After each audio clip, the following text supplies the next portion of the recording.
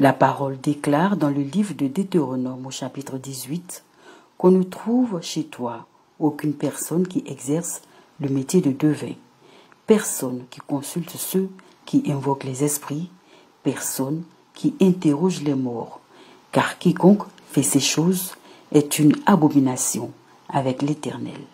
Ce qui veut dire que nous, enfants de Dieu, en conformité avec la parole de notre Seigneur, nous devons éloigner de nous toute personne ayant des liens avec le monde des ténèbres.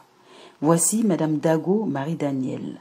Mariée, ces jeunes dames avaient du mal à enfanter. Les fausses couches se multipliaient.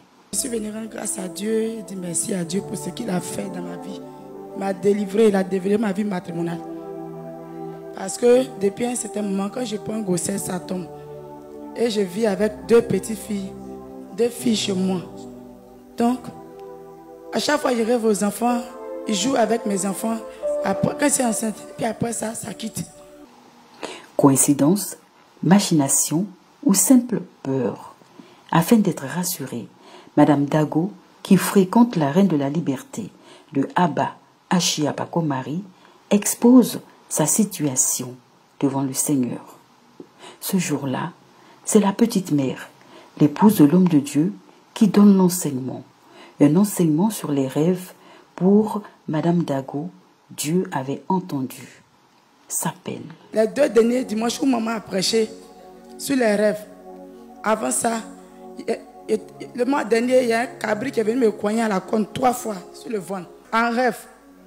Et quand il m'a coigné, quand je me suis réveillé, c'est terminus d'attaque. Donc papa, le dimanche dernier, j'ai décidé de toute la semaine de jeûner 5 jours, en priant tout le temps. Demande à Dieu comment prier, qu'est-ce que je vais faire. Parce que je vais faire tout, je ne sais pas qu'est-ce qui ne va pas.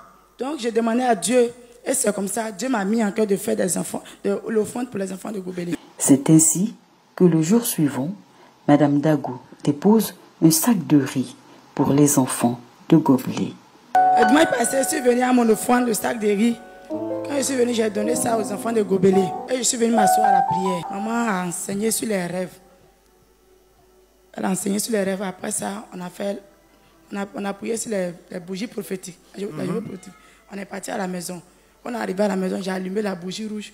Mon mari et moi, on a prié. J'ai dit, pendant cette bougie allumée là, que la lumière de Dieu soit allumée dans ma vie pour voir tout ce qui est caché. Donc quand j'ai dit ça, j'ai dormi. Vers les 3 heures du matin, je voyais une soeur. Il a fait un rêve sur une soeur, elle était assise, elle était sur la chaise, le micro. Une soeur du ministère. Elle me disait que les 2 filles là, c'est des jumelles, c'est des sorciers. Donc elle a dit ça, automatiquement à 3h30, je me suis réveillé, il devait prier. Je me suis réveillé, merci Seigneur. Et j'ai commencé à bénir le nom de Dieu. Je n'ai plus combattu, mais j'ai commencé à dire merci à Dieu. Alléluia. Parce qu'il m'a libéré. Donc maintenant, le matin, j'ai dit à mon mari que, voyez ce que j'ai vu. Mon mari dit, les enfants t'ont rien fait, tu es bien gentil à eux, ils sont collés à toi, puis tu veux. Il dit vraiment, je ne t'écoute pas, que cela soit fait selon la volonté de Dieu. Donc, dans la semaine, je priais à tout le monde dans mon cœur pour ça. Parce que le miracle se produit quand vous remplacez les larmes par la prière et l'anxiété par la foi, Madame Dago, dont la foi pouvait déplacer des montagnes, vit la main de Dieu venir se débarrasser de ce fardeau. Et le mardi, mon oncle m'appelle, il dit, sa fille avec moi, il a envie de voir l'enfant, que ça fait 6 ans. Il dit, merci Seigneur. Oh, il ne m'a jamais appelé. Donc, il dit, il veut voir l'enfant, c'est dit, gloire à Dieu. Donc, je t'envoie le transport maintenant. Mon petit frère va le faire transfert, MTN Monnaie. Tu vas venir à Abidjan. Viens le samedi. Il dit non, que je vais venir le jeudi. Que j'ai des travaux le samedi. Je dit, ok.